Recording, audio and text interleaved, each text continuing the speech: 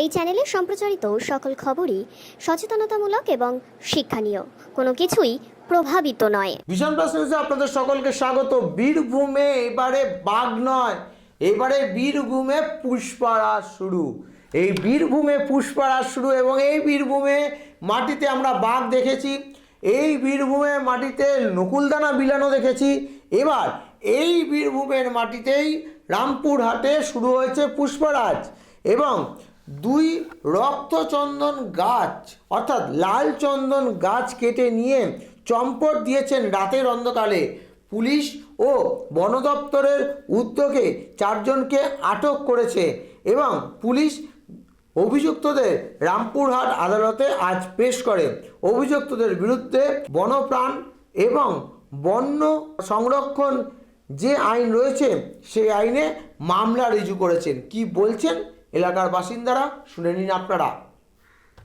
বলছি, এই যে কাটা গাছগুলো পড়ে আছে এখানে, এগুলো কি গাছ? এগুলো লাল চন্দন। এগুলো কারা কেটেছে? এগুলো বাইরে থেকে লোক এসি। এগুলো এই যে মেশিন দিয়ে কাটা মনে হচ্ছে, গাছের গুঁড়িগুলো দেখে। সব এই বাইরে থেকে লোক এসে কেটেছে। আচ্ছা, তো এই গাছগুলো লাল চন্দন। হ্যাঁ, তো যিনি ফরেস্টের দায়িত্বে আছেন উনি বলছেন যে এগুলো মুরগা গাছ। না এগুলো লাল চন্দন। তাহলে কি উনি মিথ্যা কথা বলছেন? হ্যাঁ, ও মিথ্যা কথা বলছে। কতগুলো গাছ কাটা হয়েছে এখানে গাছ 2টা কাটা হয়েছে। আচ্ছা, তার এই গদিগুলো পড়ে রয়েছে। হ্যাঁ, এই ছাড়া কি আর কোনো গাছ নিয়ে পালিয়েছে দুষ্কৃতীরা? না, এই দুটোই কেটেছে। একটা নিয়ে পালাইছে, একটা আছে। আচ্ছা, গাছ কেটে ফেলে পালিয়ে গেল কেন? হ্যাঁ, ওরা পালাইছে, তাড়া করেছে নি লোক। আচ্ছা, কি নাম আপনার? বিমান ঘোষ। বাড়ি কোথায়? বস্তিকান্তা।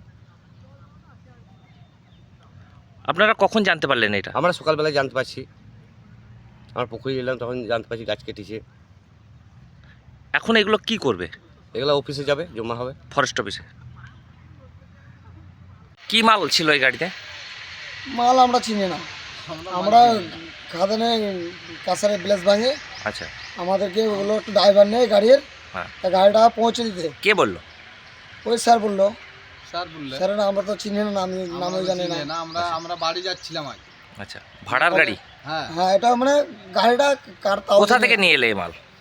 এই মালটা শালতলাতে, সালতলা থেকে। সালতলা একটা থেকে। পুকুর পাড়ে গাড়িটা লেগেছিল, আমাদেরকে ডাকা হয়েছে। আচ্ছা, ভাড়া করে? এসে হ্যাঁ, ভাড়া গাড়ি। ভাড়ার গাড়ি, এবার ড্রাইভার নেই। আচ্ছা, কি নাম তোমার? আমার নাম বলরাম। কি নাম তোমার? আমরা ইমাম। আচ্ছা, বাড়ি? বাড়ি আমাদের মারগ্রাম। এটা কি আপনাদের ঊর্ধ্বতন কর্তৃপক্ষকে জানানো হয়েছে? হ্যাঁ, জানানো হয়েছে। আমি রাত্রে জানিয়েছি। এখন কি করবেন এই গাছগুলো? এখন তো মালটা এখন ক্যারেজ করে দিই, তারপরে তখন কী হবে সেটা তোমরা যেটা বলবে সেটা করতে হবে আমাকে। আর মালটা ক্যারেজ তো করি আমি। এই গাছ চুরিতে কি কেউ ধরা পড়েছে? না, আমি কাউকে ধরতে পারিনি তো। কারোর নাম এসছে? না, এখন কারোর নামও আসেনি, কাউকে ধরতে পারিনি। কোনো আন্দাজের উপরে তো আর বলা যাবে না। তবে ওখানে যারা খবর দিয়েছে, 2টো গাড়ি নাকি ওখানে দুটো লোক নাকি ওরা ধরেছে, ও সেই বিক্রেতা ধরেছে, ওরাও পাঠিয়েছে। আমাদের সঙ্গে দর্শন হয়নি। কোনো অভিযোগ হয়েছে?